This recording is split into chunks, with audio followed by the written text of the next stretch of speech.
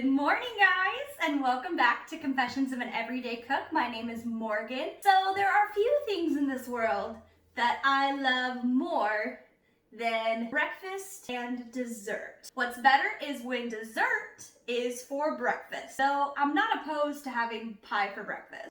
It's not off the table. Today I'm going to be making stuffed French toast. We're going to stuff it with some strawberries and some cream cheese, and it's going to be decadent. All right, let's get started.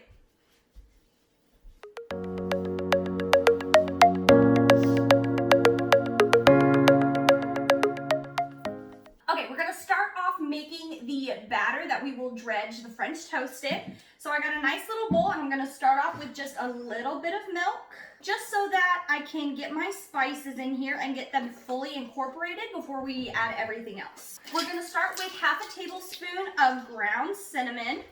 Then we're gonna do a half teaspoon of ground nutmeg, half a teaspoon of ground cloves, and a quarter teaspoon of ground ginger. And then we're gonna go ahead and add 1 teaspoon of vanilla extract. We wanna make sure that all of these spices are going to fully incorporate. Since the spices are so dry, they have a hard time incorporating into liquid, especially the cinnamon. All right, now I'm gonna add some eggs. I'm gonna add 6 in.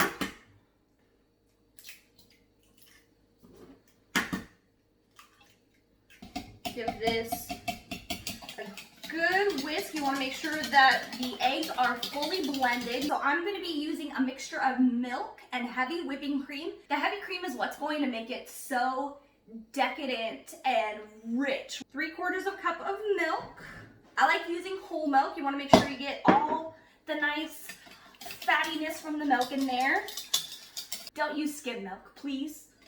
We're trying to be decadent here. 3/4 cup of heavy whipping cream.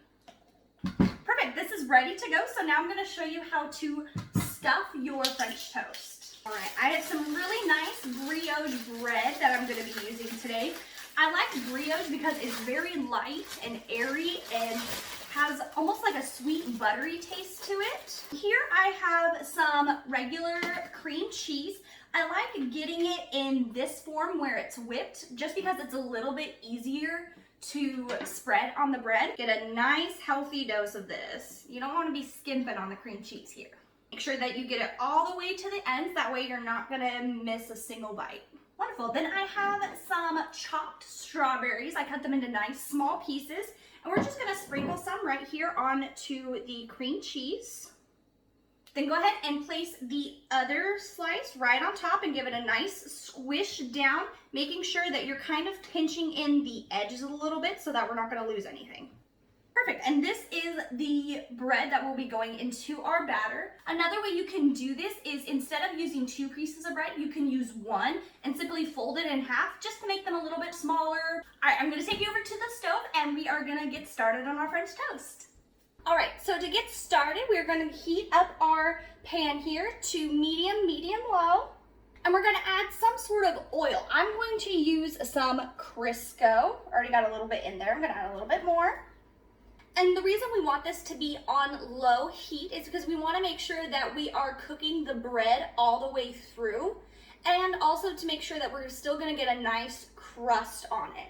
Got my batter here along with my French toast. All right, this is heating up really nicely. I'm gonna take my French toast that we made. We're gonna put it into the batter. Make sure to get both sides. Make sure to hold it together so you're not gonna lose any of our wonderful fillings. All right, and then it goes straight into our pan. As I've mentioned before, make sure you are not overcrowding your pan.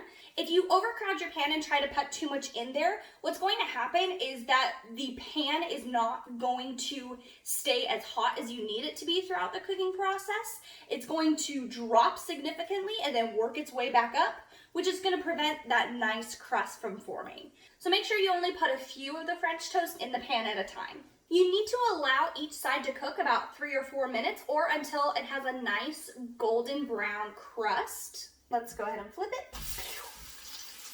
Yes. You want to make sure that the batter that is now in the bread cooks all the way, because what happens is if it's on a very high heat, you're just going to get a crust on the outside, and then the soggy bread on the inside isn't going to cook all the way. It's going to be all eggy, and that's not what you want. That's gross.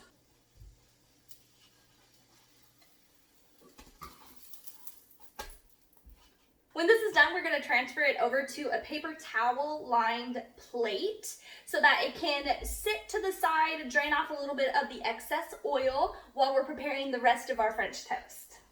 All right, now that everything is ready to go, it's the fun part. So I have my French toast here. I'm just going to cut it, make it a little bit easier to eat. Oh, yummy. So the bread is nice and cooked all the way through, and the cream cheese and strawberries are all nice and melty. We're gonna add some powdered sugar, because what goes great with sugar? More sugar. We're gonna add some more of these chopped strawberries, and then finally some maple syrup. Yes. Now time for a bite.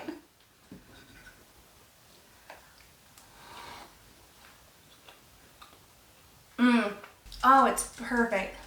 You got the creaminess of the cream cheese, a nice tart bite from those fresh strawberries. All right, thank you guys so much for joining me today making stuffed French toast.